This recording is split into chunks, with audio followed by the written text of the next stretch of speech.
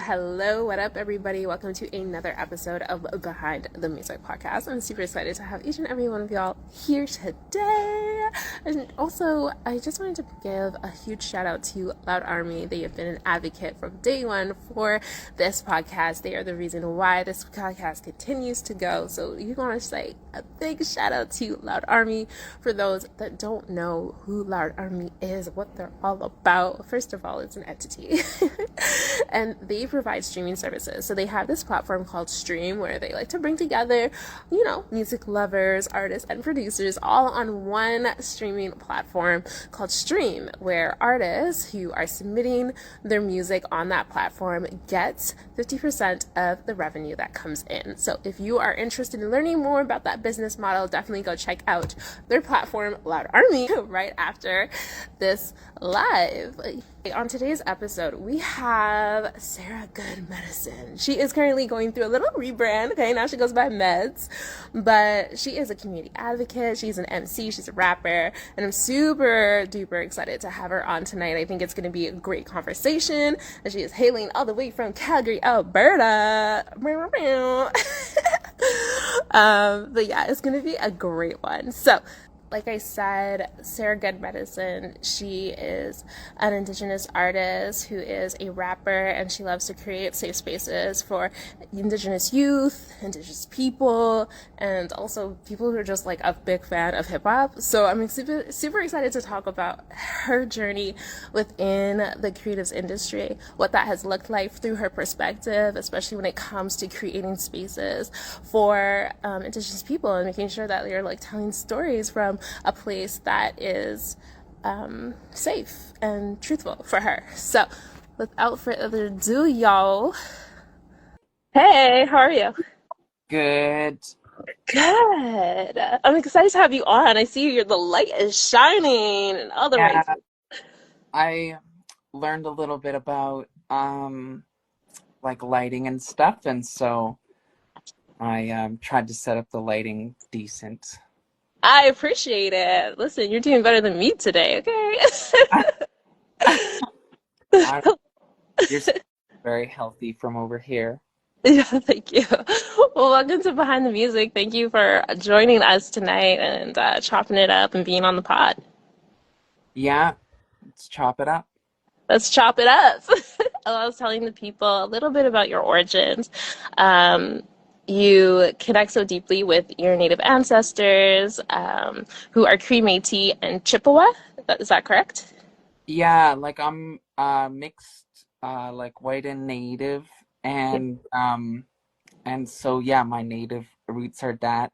I know I've been living in Treaty 7 here for like 12 years or 13 years, and so I know like mostly about um Blackfoot culture just from being here, Mhm. um getting to do cultural stuff and ceremonies and things like that. So I kind of like know more about those cultures, but those are like I grew up in Prince George, like I didn't grow up on a reserve or anything. Yeah. But that's still important to note, right? Because all of that contributes to your artistry and what you like to rap about. That's true. And also I just want to say I'm really happy to be here. Thanks for having me on the Beyond the Music. Absolutely. It's my pleasure. So let's get into that. What has been some of like the inspirations behind your artistry as an MC and rapper? I think like so when I first started writing, like I wasn't rapping. I was like kind of where my name I used to go more by MC Good Medicine, and by now I have so much names that it like, whatever name you buy is great. I know Um I wrote MEdz because I was like, okay, that's the new one. It's MEdz now. So I yes, wrote I that. feel and I'm pretty sure Meds is gonna stick around. But when I was younger, I used to like the first poems that I wrote, like well, some of the first poems, probably not the very first, but were like trying to use my words to like make people feel good. So I would write people poems and just like yeah, like do that for gifts, for birthdays, for Christmas, and things like that. And so, but I like did definitely feel a lot of like in my family, we there was a lot of things that went unsaid. So I think also that was like a way to say some of those things, without saying them, I guess, in a way. And so Yeah. when I first started writing, and then I've always sort of written poems, like just, here and there. And then when I was in my 20s in university, I started feeling like you could like put this to a beat or something. And so I started going to some ciphers and connecting with the local hip hop community in Mohkinstsis, Calgary. So shout out the local community. And right, bop, bop.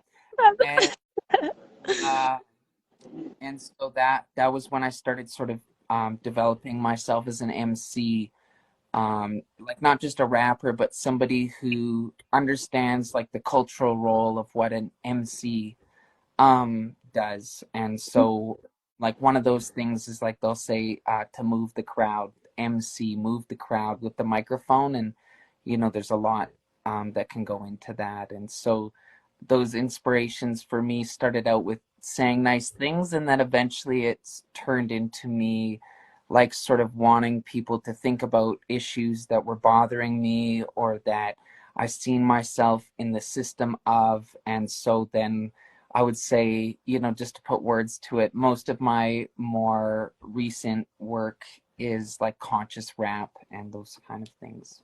Which is much needed, which is much needed. We need voices like yours to talk about those things that are important. Yeah. Yeah. And I've heard some of your freestyles when it comes to just indigenous issues, LGBTQ2 plus issues. So I've heard some of your freestyles when it comes to that. And like I don't think it ever takes anybody by surprise. I think people love to hear that type of stuff. I think Yeah. what's the element of surprise is that it's in a freestyle in a fun environment, and then it's like, oh shit, we just went real deep. I mean, yeah, I I don't know. I guess that's what I struggle with a lot, is like feeling like the music that I'm making is I don't know, not just that people like it, but it's like doing what I want it to do. Because Yeah. like performed for spaces before and they've just really cheered, and I've like performed in spaces where I was like, "Oh my God, like I What it did I just like do? that." Like because I wouldn't say it's like exactly shock. A lot of the things like I think there like some of the things like I like to swear sometimes, um and I just like to use imagery that makes people feel uncomfortable sometimes. And like I often joke that I would really like to get sponsorship from Buckley's, because I grew up hearing that commercial that it tastes awful and I don't it know. it works. And it works. That's maybe that's You know what? And that goes really well with how you like to describe your artistry, which is medicine, right? So, Buckley's medicine, your artistry, I see it. I see the full circle moment. Who knows? Who knows? Maybe this is a good place just to start manifesting that out, putting that in the universe. and next time we do that, you'll know what to say. Yeah, absolutely.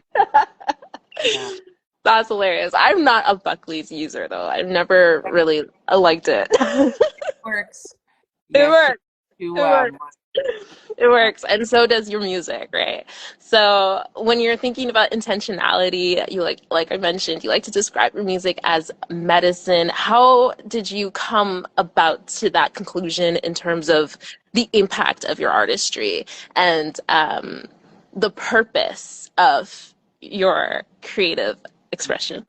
I mean, like, there's so many ways to say it. Like, one of the things it makes me think of, at one point, I was trying to get into medical school to become a psychiatrist, in some ways, I guess, just to fix my family or, whatever. So skipping over some details.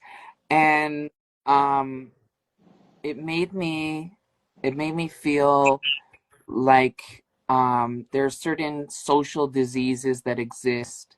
And so I sort of felt like, in sort of a righteous way, we could come up with some sort of medicine for those diseases. So, like, I remember doing a presentation after doing a sort of a summer of research in university, Cummings School of Medicine sort of thing. I wasn't in med school, but I was in the mix. And I remember talking about racism as a disease, and you know, so that was like sort of one of the, I guess, on the head examples of Yeah. like, thinking about how I could do something that would be medicine. And yeah, like when people are sick, lots of times we talk about how they're fighting a battle. You know what I mean? And so that's, I mean, I guess, like, and in hip hop, I do, like on July 6th, I'm working on, shout out Rubik's, who's a local MC here, who actually was the first real MC that I ever met, a real hip hop MC. We're working on a battle event for July 6th. So, yeah. Oh, okay, okay, But okay. I Well, don't think he is medicinal. You know what I mean? It's like more open cultural, not, but hopefully, oh, yeah. okay, okay, okay, okay. That's cool though. That's dope. I like that. Mhm. Yeah, okay. Very cool, very cool. Okay, so it started through you pursuing education and then your educational journey, and then you realize you're like, hold on, I can incorporate this through my art, and that's actually a better outlet for me. Yeah, I mean, I used to say, I don't say this anymore. Um, I don't say this anymore. I just want to shout out really quick, shout out Cece, my vocal coach. Big ups to Cece. Love you so much. Also, I see Easy G in the chat, legendary beatboxer. Just want to shout those out. I don't know how much you do Yeah. this on the podcast, No, but I it's okay. Do you think? Yeah, yeah, yeah. acknowledge those folks. But like I used to say, my name is MC Good Medicine because I believe words can be good medicine, and good medicine is in sort of Indian country or like native spaces. You'll hear in English good medicine used a lot, like as in a way of like so much things can be medicine for you. And um yeah, that's like, I think, a big sort of thing because I didn't grow up. I grew up in an urban setting. Both my parents are mixed, indigenous people, like really living sort of as white folks as much as they can. And so I didn't really like know about native stuff until I was like starting up university. And so that was like a lot, that sort of influence at a time where I was becoming an MC. You might say, we might say it was always in me, but like that was like sort of culturally speaking, hip hop was kind of my life. Oh, that's beautiful. That's beautiful.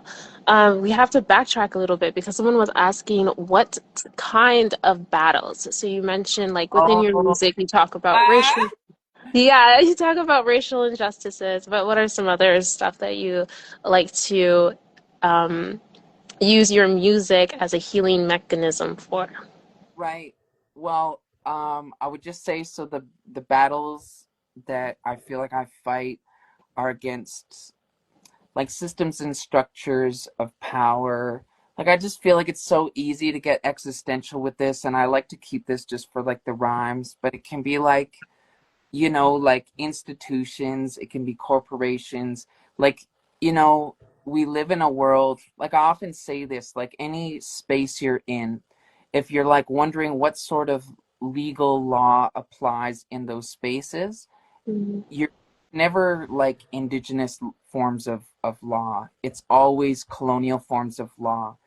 Like, so, if you did something that was considered illegal, that punishment is always and there's obviously people working in the criminal justice system to change these things, but like we live, saturated in a colonial everything. And so that's like one of the things, you know what I mean? But like, I think in a way too, every person, every human being on Mother Earth, all the roots that we come from also sort of have these social diseases. And so I think you can go really deep, which I, think about when I'm writing my songs, you know, um, how do you address these things? Because one of the issues that comes up a lot that I learned in a dialogue class that I go to, shout out Tracy Nielsen, who runs that class, that we're really good at making enemies. And so I think, we don't want to see ourselves as a part of the problem. So that's actually a struggle I've had writing songs is you want to identify this thing as a bad thing, but then you're also in the same sort of, you know, gesture, excusing yourself for the own things that you do, how you comply with violence or how you comply with structures and systems of power. And so, anyways, I don't mean to get too deep on you, but this is like how I feel and what I think about. And Yeah, absolutely. And if you had one bar, either written, unwritten, or off the top of your head, to just summarize all of that, what is that bar? like, here's just a couple bars from one of my freestyle song things. It goes, rhyme clever lettering, let it settle in, giving rappers a high dose of lyrical medicine. And this other part of a song that I wanted to share is sick and tired of handing out all these rapper lessons. We in the classroom of the game, but you'd rather detention. I feel like in a cultural space, it is sort of our responsibility to take care of each other. That means like not calling each other out all the time, but I feel like I'm handing out lessons a lot of times. And because hip hop is very male dominated, very man dominated, I feel like, I'm sort of like I'm the one who's like in the room where there's like a whole bunch of boys, and this is just not, whatever, but boys will just talk about their privates all the time or whatever. And like, whatever, or the way they'll talk about the girls that are in their life. And I'm sort of like checking them. And that's just in a social setting. In my songs, I'm trying to write about those things as an example. And so I feel like I'm handing out those lessons.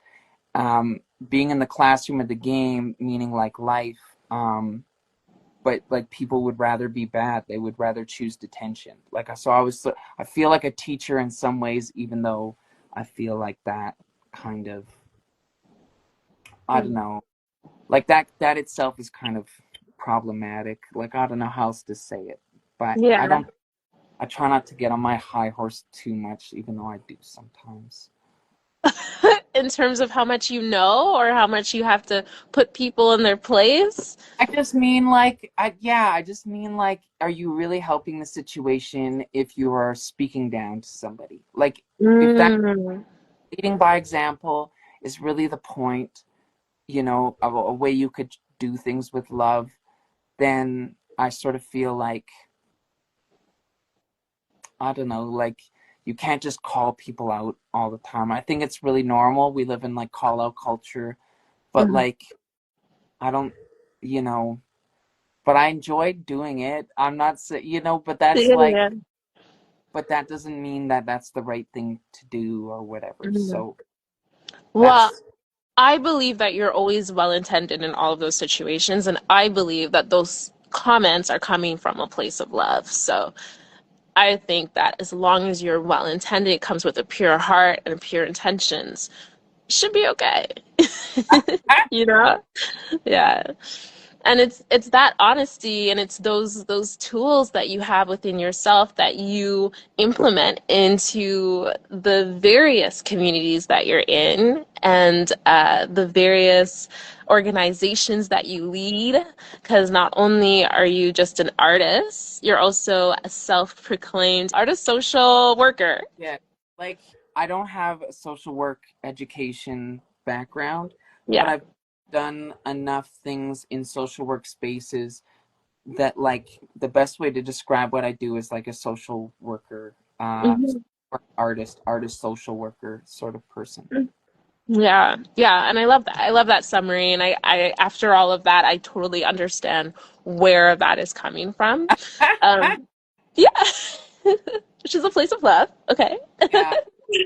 Um, can we talk a little bit more about the communities that you're in, though? You have the Tribe Artists Society, and there's so many other organizations that you're either participating in or you're leading. So let's kind of just I mean, dabble into some of them. leading the organizations might be a bit It's a presumptuous, stretch. but but Okay. thanks. Sounds nice. Yeah, like I've been a part of Tribe Artist Society for a minute. So shout out to all my tribe relatives out there. That's what we do. That's like our This is thing. simple. We EP, like so you just kind of put your hand. Oh. Yeah. And so I have like a hook. I'll be like, when I say throw up your, y'all say teepees. Throw up. Exactly.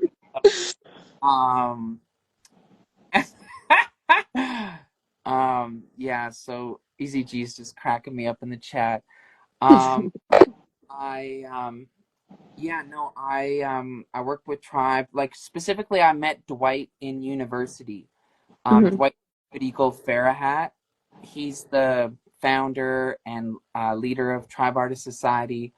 Um, a little known fact that Easy G was there too as a founder, but anyways, that's important thing to add. And yeah, and so we do sober hip hop spaces that are indigenous, sort of centered, but like open for everybody. And you know something about I think that sums up Tribe really well is that we were doing these surveys the other day for the founders for the funders for Tribe Artist Society, and these questionnaires, they couldn't possibly imagine a situation where a native organization was serving the greater public.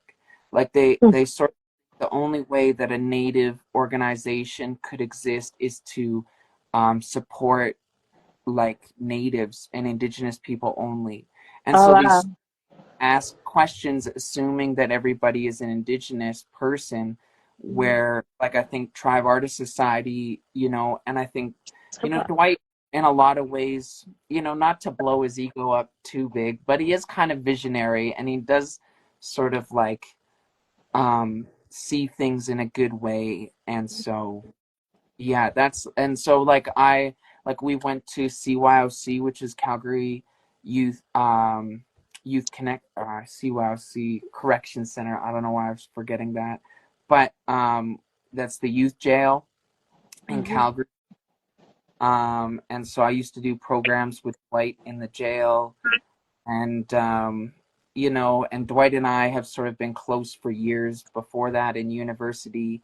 And so, and Dwight was actually, you know, the one who was first calling me a social worker artist. And so, Nice. kind of like, I guess I owe him a fair bit in my Yeah. um, current position. And so yeah, we do sober hip hop art spaces around the city. If you're ever interested in learning how to rap and you're here on a Monday, we have Monday rap night every Monday 5 to 7:30. Sober place where hip hop lives. I love that. I love that. And I love that initiative. And so when you're in those moments, whether at the correctional facility or at Tribe Artist Society, what has been like some of the things you've been able to observe and then take in for yourself? Um, I mean, like so I've been rapping for like quite a while, but you know, ironically, a lot of people actually know me as a DJ, because when we were working to like sort of get our youth rap group together, we were like, it'd be a lot better if we had a DJ and so I started DJing Mm. for our Okay. little rap groups, Mm-hmm. and that's how I started DJing is Mm-hmm. Tribe Artist Society, and then people sort of started to find out that I DJ'd and wanted to hire me for other things, and so like I sort of, I guess, see myself like sort of growing as an artist, or like seeing how your art could make a difference in somebody else's life. Like, one of the things I was thinking about leading up to our podcast today was that when I was younger, youth workers and like just adults in general, like I always felt like I was being talked down to. Like I didn't, like, you know what I mean? Like, I mean, part of it is because, like some of us grow up a little faster than others, and I felt, so I've always had an approach with youth, which did have its drawbacks. It wasn't perfect, but to like talk to youth like with more respect. And I think I've had parents tell me, and I'm not some like say savant with talking to youth or anything, you know what I mean? Like I do youth work and I feel awkward talking to youth, all the Yeah. time, but like I mean, they like youth are really, I guess, more honest than we are in some ways, and I just feel like talking down to them, they know what you're doing, and so I just like to talk to them as if, not as if they know what they're doing, but in a Equal. way that gives them respect, like they can think they're capable of stuff. And I guess that, just like was sort of saying, that comes from a place of, I didn't have that as much when I was younger. I think, just the environment, adults sort Mm-hmm. of down to me, and I sort of felt, for whatever reason, that I like they shouldn't do that. Hmm. Yeah, no, I totally get you. I was one of those youth that had to grow up faster than anyone could ever assume. And yeah, like the way some people treated me is just like, but I can see right through you. Like I see the plot, right? Like I know where we're going with this. Yeah. So I definitely do commend you for that practice because, yeah, they're smart and they're capable and they're not children, you know? No. So, and I think now too, with all of this mental health awareness knowledge out there and, talking about anxiety and all these things, I think at this point, people are able to identify that if they're doing something that isn't necessarily conventional or good, quote unquote, then they know that there's something deeper happening there. And I just feel like that is now common sense for everybody, regardless of your age. Obviously, once your youth, that age group. Like for the old people, it's not common sense. Well, I don't know. I don't know. Like, I don't know. The way my mama be treating like acting sometimes, I'm like, you Yeah. do realize that you need to heal, right? Like, that's the only way you're gonna get past this. Yeah, Uh-huh. that's true. Yeah, I just want to shout out my nibbling there, Zay. Nice to see you. Much love, nibbling. And also, I think people are sort of vibing with that idea of youth being a little bit more. People in the chat, I think, are vibing a little more with Mhm. um, youth being, not, um, I guess, stupid or like. Mm-mm. No, no, they're not dumb. They're not dumb. No, They're not dumb. definitely not. And Yeah. on that, just shout out all my nibblings that are out there. Um, Lots of them call me Auntie Sarah, and I love all of you, and I care about you, and I hope you have a really lovely day if you're listening to this. I love it. I love it. I love it. I love it. Oh man. Okay. I want to transition to if you feel comfortable kind of talking about your transition throughout your career in the music industry and in the public eye in general. Um, you know, it's up to you how much you want to share, but within that whole experience, what was something that you wish you knew you wish you knew then that you know now? What is something that you wish other people could have done better to support you? And yeah, just talk about your overall journey. Yeah, I mean, yeah, much love to the folks in the chat there showing the love. I um I mean, I don't know, there's like where one of the things I was thinking about was that when I was younger, I think becoming a man, because if you're born and like assigned male, you get socialized in a certain way. And I was thinking about it last night and this morning, how like I sort of becoming a boy and a man sort of made me betray parts of myself, and even like my sister growing up. And I sort of feel like transitioning now has a lot to do with just acknowledging, you know, those parts of myself that did get shoved away, since I was really little. My dad is really masculine, and so I was sort of expected to be like my dad. And he's a real man's man, and real strong and handy, and all the things that we like sort of perhaps toxically associate with what a man should be. Mhm. And I was thinking too that sort of subconsciously I was always looking to transition. I didn't maybe have those words for it, but I like sort of grew up in Prince George. I moved to Winnipeg for a while. I moved to Vancouver Island, and I ended up here. And like I said, I've been here for like 12 or 13 years. And um,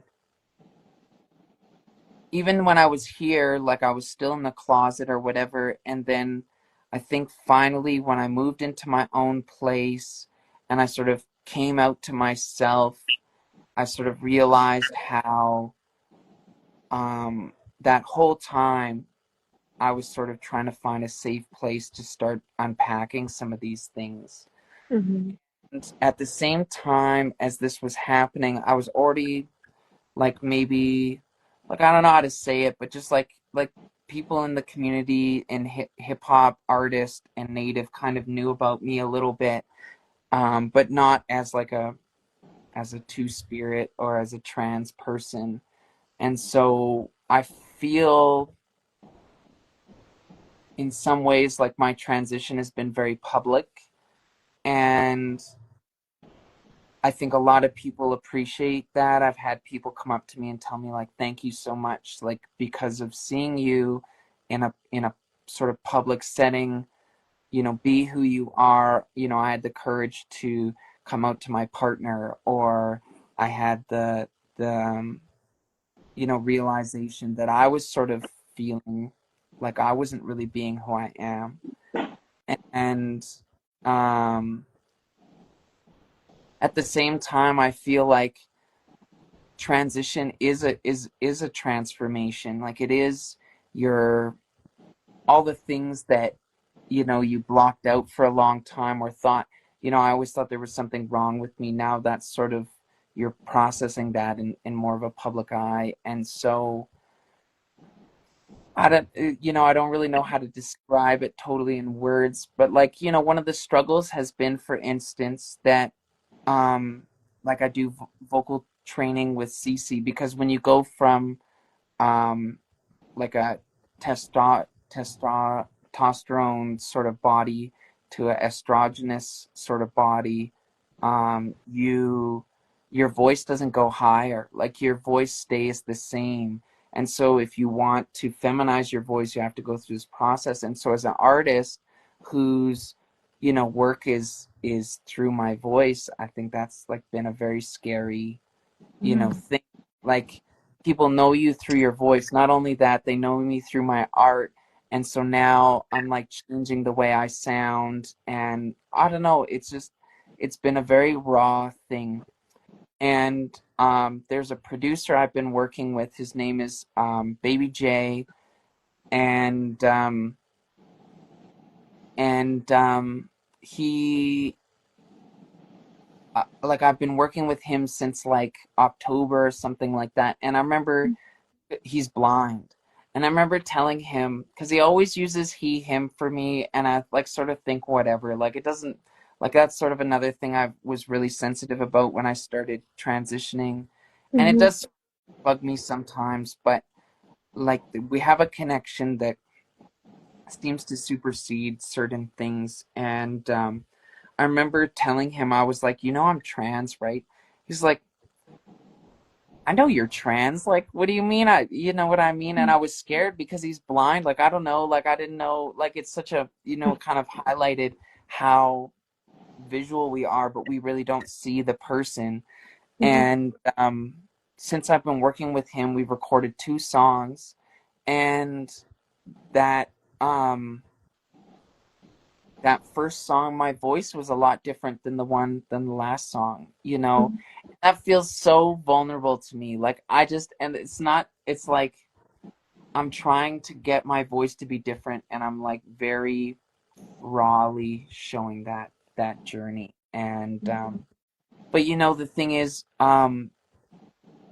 Baby J has been really good. He calls me he calls me the great reducer, because I always like not talk down about myself, but he says I dilute myself, like my skill or like what I'm doing. And so he's like, he always teases me about being the great reducer. And so when I'm working with him, he's taught me a lot about just believing in myself and not feeling, I don't know, like there's just an interesting dynamic being a trans woman who is working very closely with a blind man. Like I just think, there's Absolutely. he experiences the world through sound for the most part, Yeah, so yeah. and Yeah. So so that must mean he has a really great memory as well, remembering all the stories. he's memory. Yeah, that's beautiful. I do want to read this comment out loud. Someone commented, as a two-spirited person, Sarah, you're the light at the end of the tunnel and a pillar for us in the community. Aww, thanks, Say. I don't even know. I mean,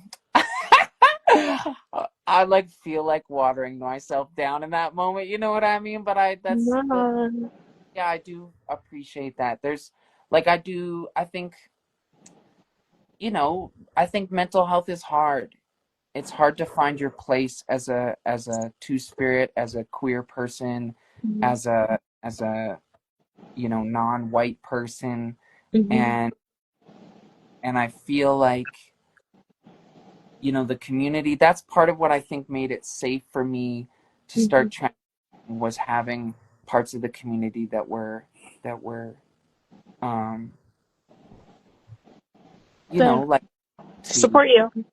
yeah, like to be here. And because like being honest with my mental health, I don't like I didn't, and sometimes don't always want to be here. Like it's just a challenge, to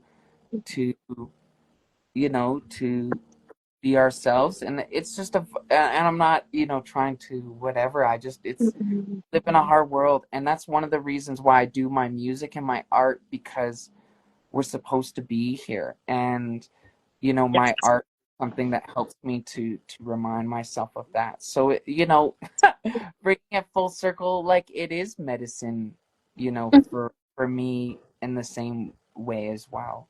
So Yeah.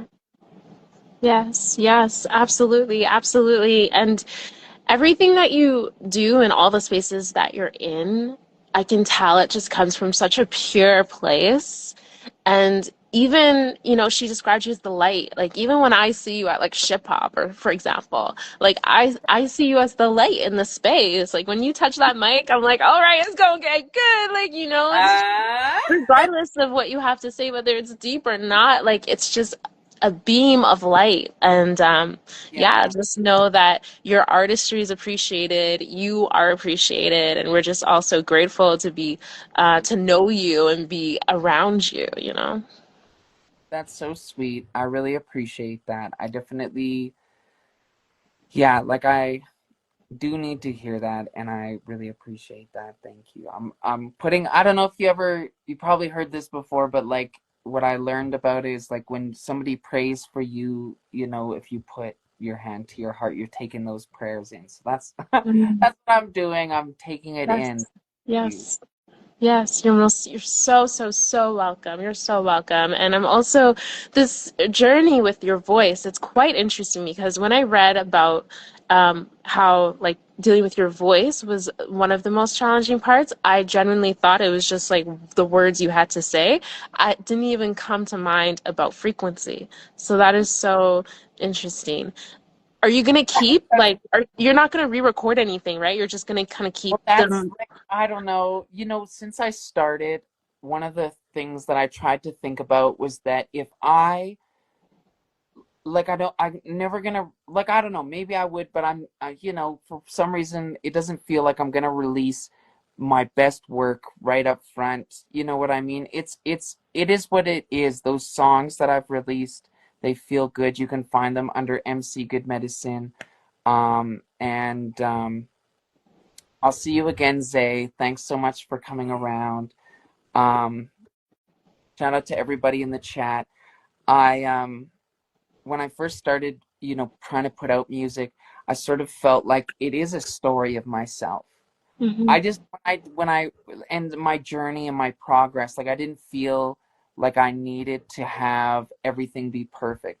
But you know, the thing is that I never thought that it would be my voice journey on that as well. Mm. And so, but that's, you know, It's like I incredible. didn't it, yeah, but that's just, that is, you know, it is probably the biggest part of my art right now that I struggle with or grapple with, you know, that I'm working with. And it would be, I would imagine it's like the same thing as like somebody who learned to play the drums their whole life, and then all of a suddenly they have to, you know, I don't know, Mhm. like somehow they still need to play the drums, but they need to do it facing backwards or something. That's how it feels. Like, you know what I mean? Like I'm still a drummer. I'm still, you know, who I am as an MC, but Yeah.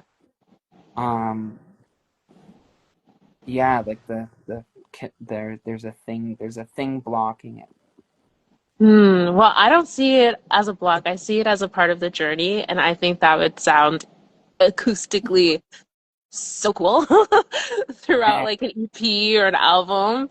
Um, yeah, Especially if it's affiliated, like the words that you're saying and everything, it's affiliated to that journey. Like I think acoustically that that's like a double entendre. Like that's so cool to me, of course. yeah.